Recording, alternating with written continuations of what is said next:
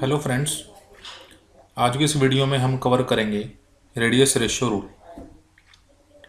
Radius ratio rule जानने से पहले हम आयनिक कंपाउंड्स की स्टेबिलिटी को जानना सीखेंगे कि कोई भी आयनिक कंपाउंड कब सबसे ज़्यादा स्टेबल होता है। आयनिक कंपाउंड की जो स्टेबिलिटी है वो डिपेंड करती है, डायरेक्टली प्रोपोर्शनल है। Stability is directly proportional to number of ions that are oppositively charged, number of ions that are oppositively charged surrounding each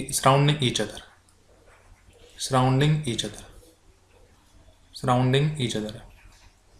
कितने आयंस एक दूसरे को सराउंड करते हैं, ये कहें कि कितने एनायन सराउंड करते हैं कैटायन को, या कितने कैटायन सराउंड करते हैं एनायन को। इनका नंबर जितना ज़्यादा होगा उस आयनिक कंपाउंड की स्टेबिलिटी भी उतनी ही ज़्यादा होगी। एक बात और है, क्योंकि जो आयनिक बॉन्ड होते हैं वो नॉन डायरेक्शनल हैं। Ionic bonds are non directional, और आयनिक बॉन्ड के नॉन डायरेक्शनल होने के कारण अगर हम उनकी स्टेबिलिटी चेक करना चाहें, हम उनके अंदर अरेंजमेंट चेक करना चाहें उनके आयंस की, ionic bond are non directional, so जो अरेंजमेंट है, द अरेंजमेंट ऑफ आयंस, ठीक है, इन क्रिस्टल्स, किसी भी क्रिस्टल के अंदर जो अरेंजमेंट होगी आयंस की, उसको डिटरमाइन किया जाता है, size of is determined by size of ions. क्योंकि आयनिक बॉन्ड नॉन डायरेक्शनल होते हैं, ठीक है, इसलिए किसी भी क्रिस्टल में आयंस की अरेंजमेंट क्या होगी, इस चीज़ को हम आयंस के साइज से डिटरमाइन करते हैं। तो यहीं से हमें ज़रूरत पड़ी है रेडियस रेशियो की। सो कैलकुलेट कैसे करते हैं, किसी भी सॉलिड का, किसी भी आयनिक सॉलिड का अगर रेडियस रेशियो हमें कैलकुलेट करना हो, किसी भी आयनिक सॉलिड का अगर हमें रेडियस रेशियो कैलकुलेट करना है तो बहुत ही सिंपल सा फॉर्मूला है। रेडियस ऑफ कैटायन को डिवाइड कर दिया जाता है रेडियस ऑफ एनायन से। Radius of cation divided by radius of anion, cation की रेडियस को अगर डिवाइड कर दिया जाए एनायन की रेडियस से, तो हमारे पास जो रेशियो आएगा उसी रेशियो को हम बोलते हैं radius ratio. Radius of cation को हम रिप्रेजेंट कर सकते हैं आर पॉजिटिव से, क्योंकि कैटायन पॉजिटिवली चार्ज्ड स्पीसीज हैं, और रेडियस ऑफ एनायन को हम डिपिक्ट करेंगे आर नेगेटिव से। R positive divided by r negative is equal to the radius ratio, यही रेडियस रेशियो है। क्लियर है? यहाँ से हमें एक बात पता चली, एक रिजल्ट पता चला कि रेडियस ऑफ कैटायन जितनी लार्जर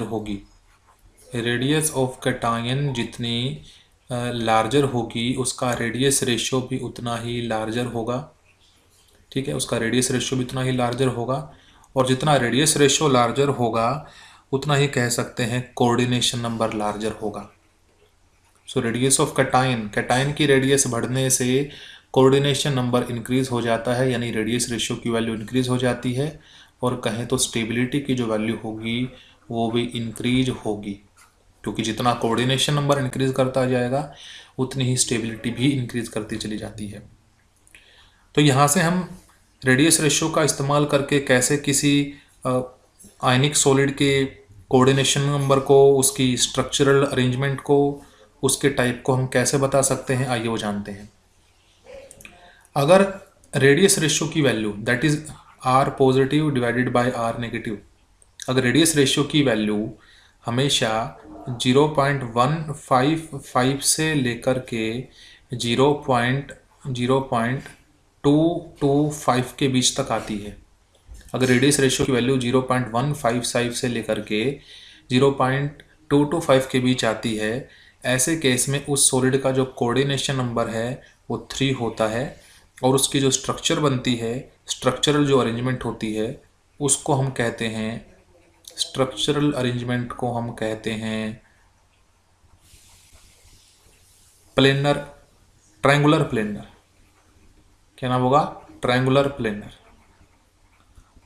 अगर हमारा रेडियस रेशियो की वैल्यू 0.155 से 0.225 के बीच आई तो ऐसे केस में कोऑर्डिनेशन नंबर होगा 3 और उसकी जो स्ट्रक्चरल अरेंजमेंट होगी वो होगी ट्रायंगुलर प्लेनर।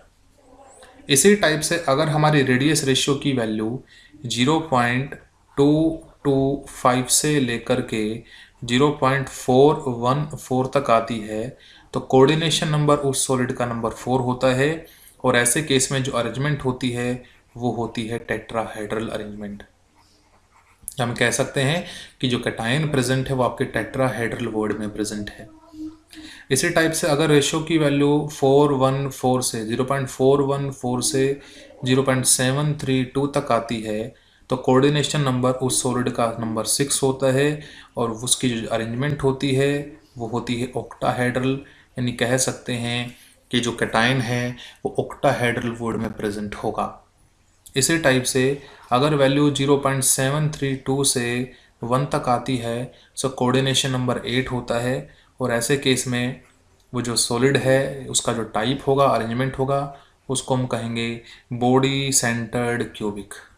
ठीक है, बॉडी सेंटर्ड क्यूबिक, यानी कह सकते हैं कि जो कैटायन है वो बॉडी सेंटर पर present simple primitive unit cell के बॉडी सेंटर पर प्रेजेंट जो वर्ड होता है जिसको क्यूबिक वर्ड कहते हैं वहाँ पर वो प्रेजेंट है। अगर हम बात करें कि टेट्राहेड्रल जो ज्योमेट्री है वो किस जैसा दिखाई देगी आपको, तो आप कह सकते हैं टेट्राहेड्रल ज्योमेट्री मिलती है जिंक सल्फाइड के जैसे। जैसे जिंक सल्फाइड की जो ज्योमेट्री है उसके अंदर हमें जिंक आयन मिलते हैं टेट्राहेड्रल वर्ड्स के अंदर।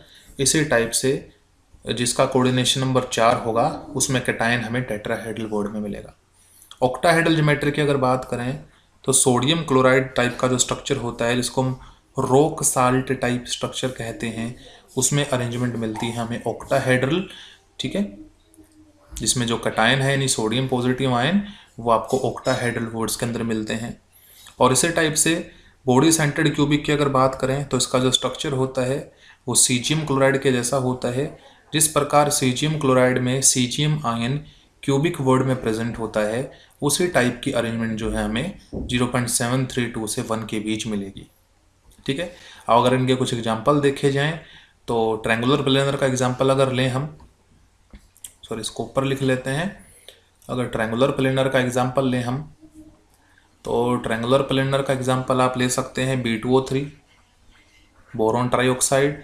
टेट्राहेड्रल में जिंक सल्फाइड टाइप का जो स्ट्रक्चर है वो है कॉपर क्लोराइड, कॉपर ब्रोमाइड, इस टाइप के आपके अरेंजमेंट बन जाएंगी। सोडियम क्लोराइड टाइप में जो होता है सोडियम क्लोराइड के साथ साथ सोडियम ब्रोमाइड हो सकता है। ठीक है, इधर से आप पोटेशियम ब्रोमाइड ले सकते हो, ये आपके एग्जाम्पल बन जाएंगे। और सीजियम क्लोराइड टाइप में आपके सीजियम क्लोराइड के साथ साथ सीजियम ब्रोमाइड ले लो, सीजियम आयोडाइड आप ले सकते हो। तो ये जो है आपके कुछ टेट्राहेड्रल, ऑक्टाहेड्रल और बॉडी सेंटर्ड क्यूबिक के टाइप्स हैं।